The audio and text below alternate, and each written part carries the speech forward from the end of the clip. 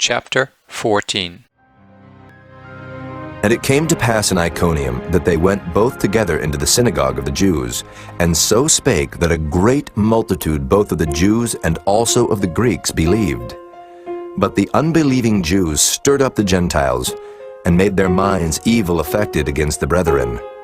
Long time therefore abode they, speaking boldly in the Lord, which gave testimony unto the word of his grace, and granted signs and wonders to be done by their hands. But the multitude of the city was divided, and part held with the Jews, and part with the apostles.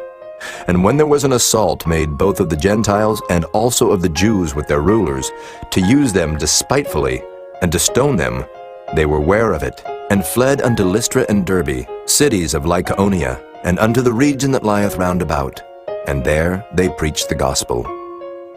And there sat a certain man at Lystra, impotent in his feet, being a cripple from his mother's womb, who never had walked. The same heard Paul speak, who, steadfastly beholding him, and perceiving that he had faith to be healed, said with a loud voice, Stand upright on thy feet. And he leaped and walked.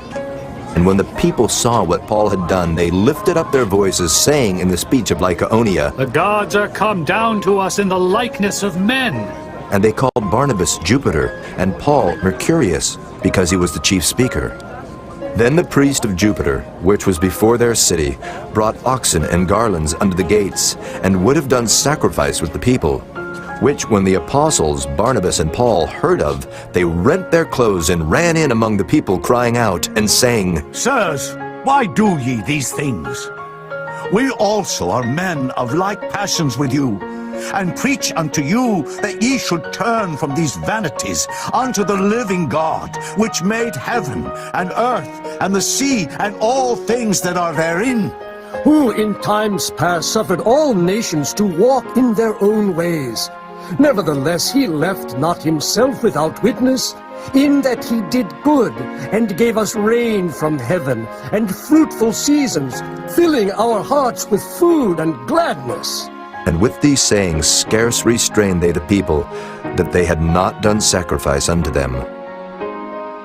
And there came thither certain Jews from Antioch and Iconium, who persuaded the people, and having stoned Paul, drew him out of the city, supposing he had been dead. Howbeit, as the disciples stood round about him, he rose up, and came into the city, and the next day he departed with Barnabas to Derbe. And when they had preached the gospel to that city, and had taught many, they returned again to Lystra and to Iconium and Antioch, confirming the souls of the disciples, and exhorting them to continue in the faith, and that we must through much tribulation enter into the kingdom of God. And when they had ordained them elders in every church, and had prayed with fasting, they commended them to the Lord, on whom they believed. And after they had passed throughout Pisidia, they came to Pamphylia.